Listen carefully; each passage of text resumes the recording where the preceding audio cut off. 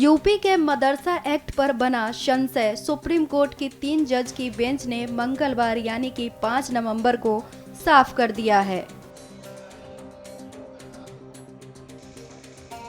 Supreme court ने Allahabad high court के फैसले को पलटते हुए यूपी मदरसा बोर्ड एक्ट को संवैधानिक दर्जा दिया है। सर्वोच्च न्यायालय ने कुछ प्रावधानों को छोड़कर उत्तर प्रदेश मदरसा शिक्षा बोर्ड अधिनियम 2004 की संवैधानिक वैधता को बरकरार रखा है।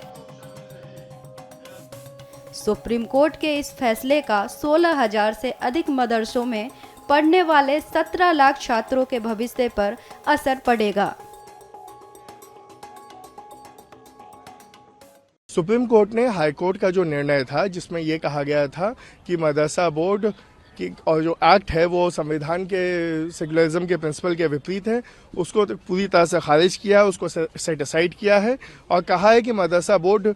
और जो एक्ट है वो पूरी तरह से कॉन्स्टिट्यूशनल है। जहाँ तक कि कामिल और फाजिल डिग्री का सवाल है, जो कि हायर डिग्री होती है ग्रेजुएशन लेवल की, उस पर उन्होंने कहा है कि ये मदरसा बोर्ड कन्फर्म नहीं कर पाएगा, लेकिन मुंशी, मौलवी और आलिम की डिग्री जो 10वीं 12वीं के बराबर होती है उसकी पूरी वैलिडिटी रहेगी। ये बहुत बड़ी राहत है क्योंकि बहुत टीचर्स का, बहुत स्टूडेंट्स का भविष्य अधर में आ गया था। हाई कोर्ट ने यह भी ऑर्डर दिया था कि इनको स्कूलों में लेके जाइए, मदरसे के बजाय इनको सरकारी स्कूलों में वो कीजिए। यूपी में सरकारी स्कूलों के हालात हम सबको पता है, साथ ही साथ इतने सरकारी स्कूल भी नहीं हैं और मदरसा अपने आप में,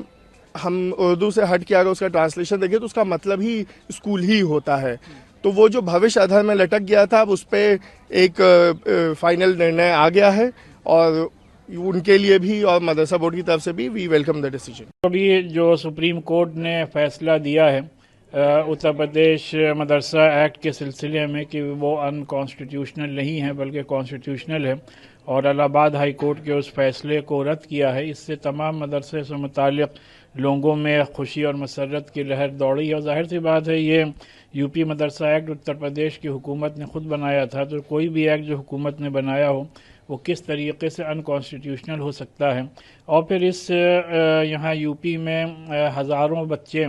और हज़ारों टीचर्स और स्टाफ इन मदरसों से मुताल्लिक़, और हम लोग बारहा ये बात कह चुके हैं कि हम लोग यहाँ मदरसों में इस्लामिक एजुकेशन के साथ साथ मॉडर्न एजुकेशन की भी तालीम दी जा रही है। बहरहाल ये एक बहुत खुशी और मसरत का मकाम है